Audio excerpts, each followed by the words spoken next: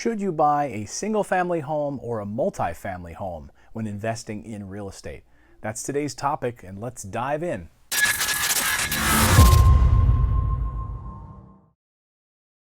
Hey everyone, I'm Clayton Morris, the founder of Morris Invest, a turnkey real estate company, and I've been a long-time real estate investor. And look, before we dive into today's topic, let me just say this off the top. Everyone has their personal preferences when it comes to investing. Some people love mobile home parks. Some people love commercial properties. Some people love duplexes. Some people love single families. You really need to zero in and figure out what niche you want to be in that you're most comfortable with. For me, my wife and I love to invest in single family homes, and we have a few duplexes. That's really where our bread and butter is. Why do we like them?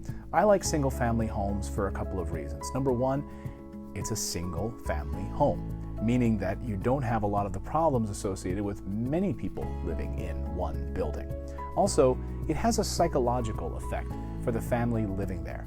They get to come home at the end of the day and it's their house for all intents and purposes. They're renting that property from you. It has a driveway. It has a yard. They maybe have pets running around in your fenced-in backyard. They get to sit down at their kitchen table at the end of the night in their house and have a glass of wine with their loved one and talk about their day at work. The kids get to sleep in their own bedrooms. So a single-family home can be a real powerful psychological reason for a tenant to want to stay a long time. We just had a 5-year lease on a property we just signed with a tenant, a single-family home. It's a 3-bedroom, 1-bath house, has a yard, driveway.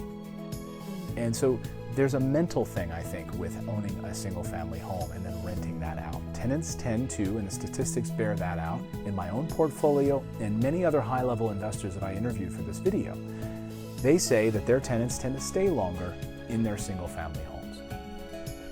So, multifamilies. What's the benefit of the multifamily? Well, the benefit, of course, is that on paper, you're getting multiple or more money, right? You're going to have a higher return on investment on paper, higher ROI.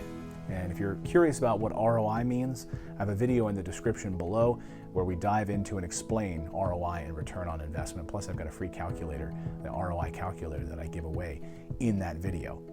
But bottom line is ROI just means the money that you have coming in from that property, your return on investment. On paper, a multifamily property, let's say a duplex or a triplex or a quadplex, is going to have a higher ROI, right? You have 4 units, then clearly those 4 units will be rented, right? Regularly with that same rent coming in. No. Here's the problem with multifamilies is that they look great on paper, and they very often can be, but typically they will have a higher tenant turnover. Now, how do you mitigate that? What if you really want multifamilies? What if you really want a duplex? Well, make sure that it's a larger duplex. Make sure it has a higher square footage amount. What do I mean by that? Well, just like our single families, families where they have more square footage tend to stay longer. This is true.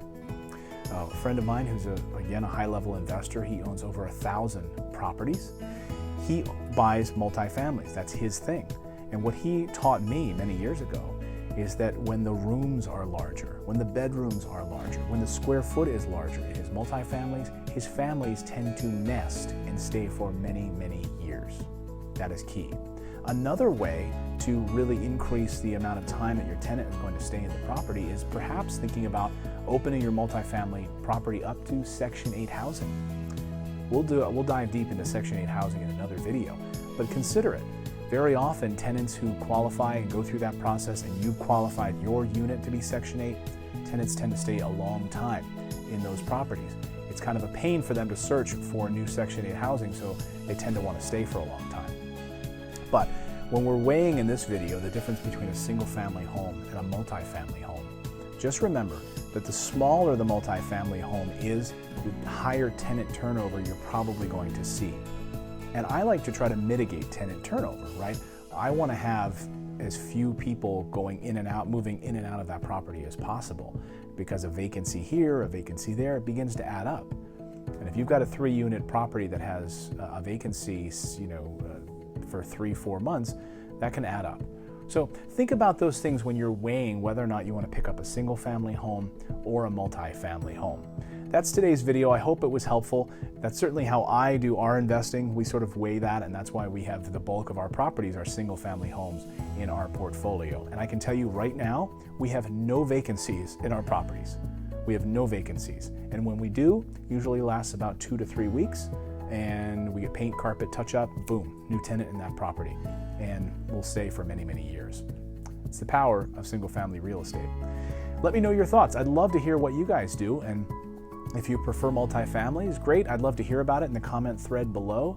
We have a great community here on YouTube, and I love that all of you subscribe to the videos because we have so many great videos that we publish weekly.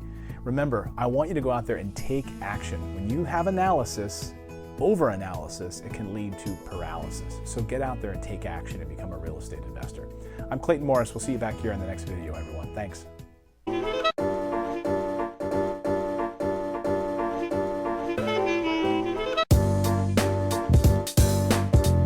Here we are at 3289 Schofield. This is one of our rehabs we're in the middle of right now.